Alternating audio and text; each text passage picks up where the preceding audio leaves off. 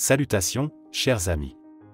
Aujourd'hui, je vais vous raconter brièvement l'intrigue du drame de science-fiction Shorter.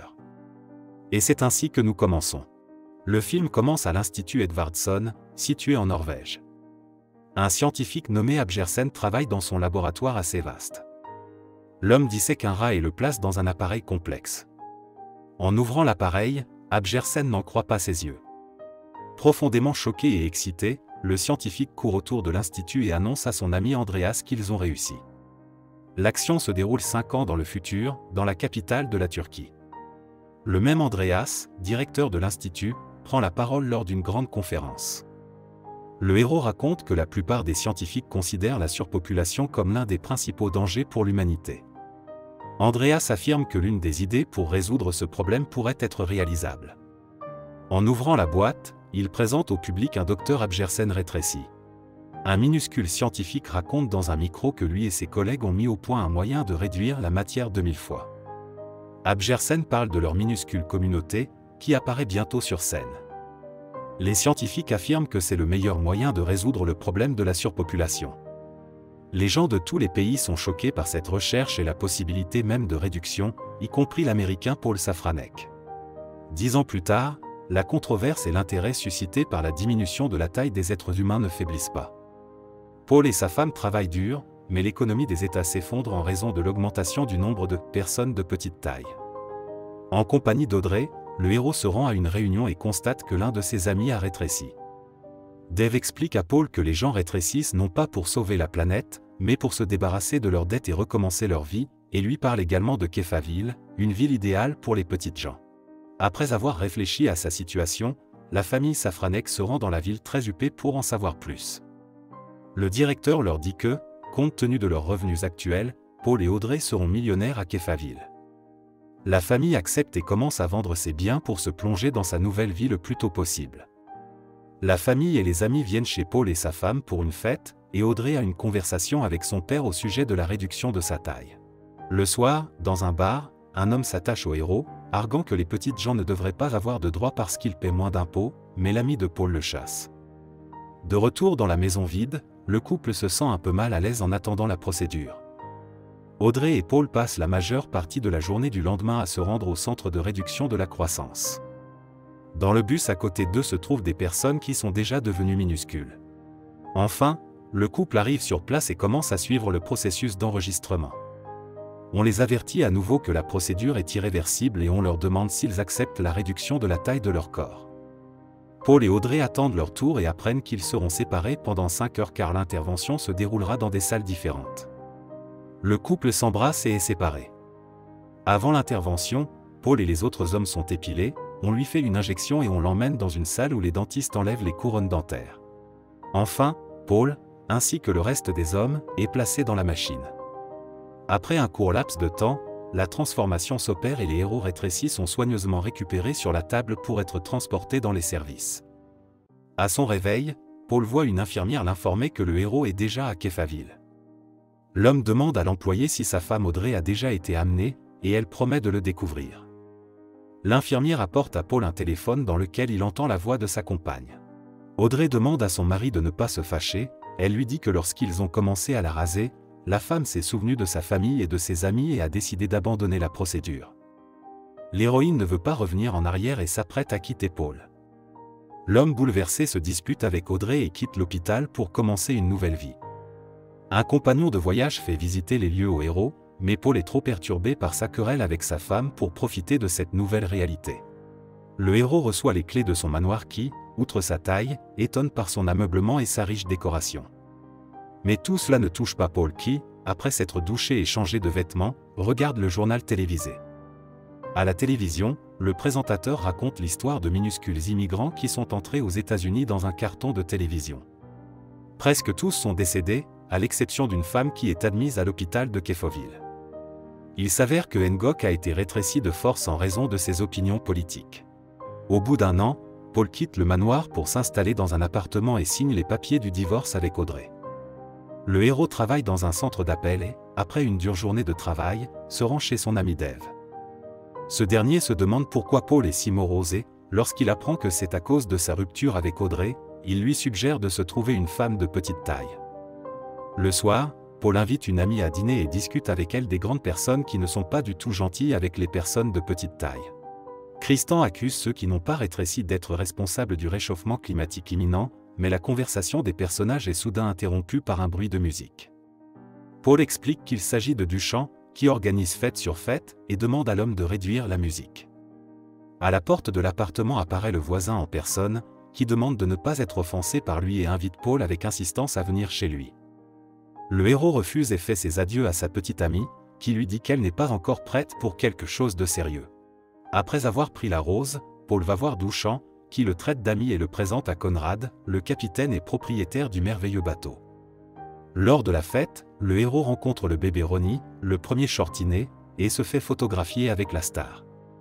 Paul prend une pilule étrange, embrasse une fille, et le reste de la soirée, il s'amuse et fait la fête à fond.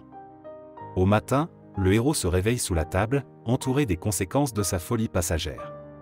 Pendant le petit déjeuner avec Duchamp, Paul parle de la première colonie de personnes de petite taille en Norvège et de son rêve de la visiter. L'organisateur de la fête répond qu'il s'y rend quelques fois par an. Duchamp explique que les grandes personnes deviennent petites pour avoir ce qui n'appartenait qu'aux riches. C'est pourquoi l'homme a créé une entreprise qui vend des produits de luxe aux personnes de petite taille. Remarquant une jeune fille boiteuse parmi les nettoyeurs de Duchamp, Paul s'excuse et la suit. L'immigré apprend du héros, dans une langue approximative, le nom des médicaments et les prend en disant que Duchamp l'autorise à les prendre. Paul, qui a travaillé comme médecin, dit qu'il peut aider la jeune fille à faire face à sa maladie et reconnaît soudain en elle la même Ngoc, une femme qui a fui le Vietnam. Duchamp s'étonne qu'avec de telles capacités, le héros fasse office de répondeur téléphonique. Paul explique à Ngoc que le genou et la hanche de la jeune fille doivent être opérés, mais pour l'instant, il ne peut que lui expliquer comment marcher correctement. Cependant, la jeune fille demande au héros d'aller chez elle pour aider son ami malade. Dans le bus, Ngoc et Paul traversent le tunnel et se retrouvent dans un village pauvre hors des murs de Kefoville. Le héros descend du bus et entre dans un immense dortoir pour pauvres gens de petite taille. Ngoc l'emmène dans son minuscule appartement, où loge Gladys, une amie malade. Il s'avère que la femme est atteinte d'un cancer de l'estomac, les héros lui administrent un puissant anesthésiant.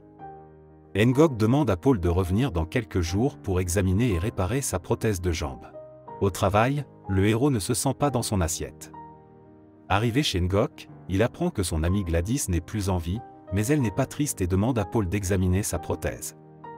Pendant que le héros répare la prothèse, Ngoc prépare du thé et demande à l'homme de se dépêcher, car elle a beaucoup de travail. La jeune fille lui raconte qu'elle a été arrêtée alors qu'elle protestait contre la construction d'un barrage sur le site de nombreux villages, et que sa sœur a disparu. En écoutant les histoires horribles de la jeune fille, Paul casse accidentellement la prothèse, mais promet à Ngoc qu'ils en trouveront une nouvelle. Pendant que la jeune fille ne peut pas bouger, les héros font le travail de Ngoc, en nettoyant diverses maisons riches. Ngoc reçoit beaucoup de nourriture périmée, et les héros l'emportent dans les bidonvilles, où ils la partagent avec ceux qui ne peuvent pas travailler. Paul examine les réfugiés malades et tente de les aider.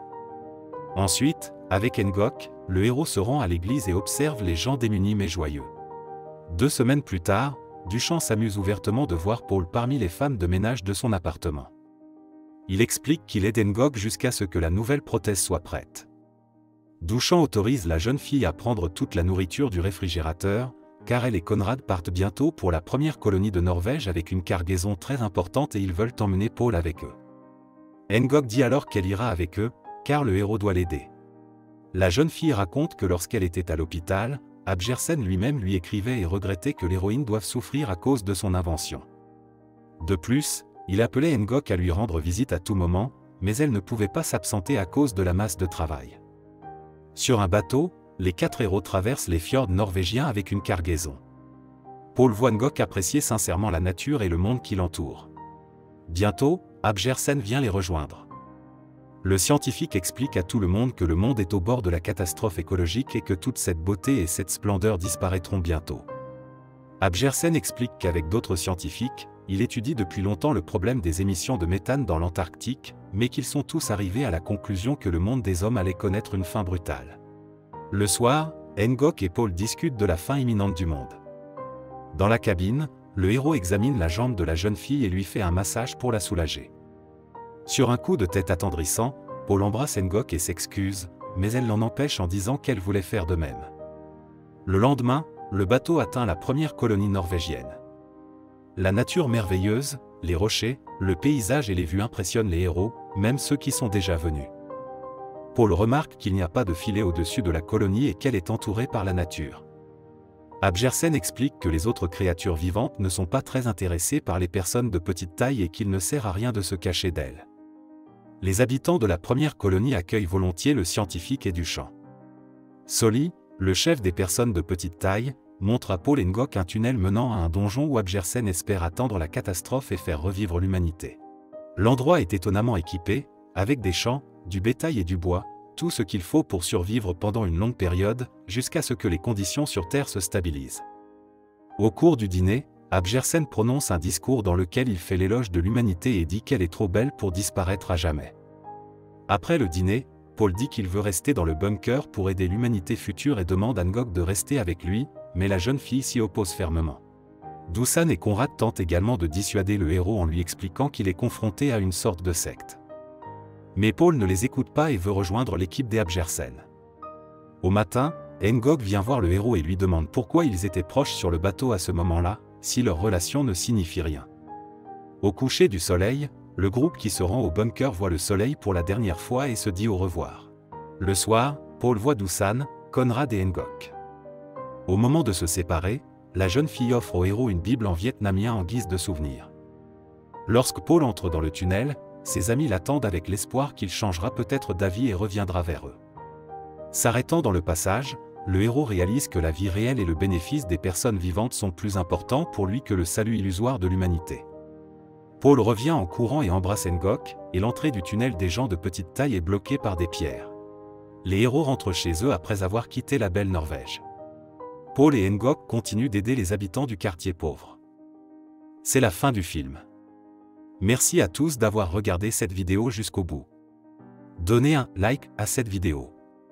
Écrivez dans les commentaires ce que vous pensez de ce film, et rendez-vous dans de nouvelles vidéos.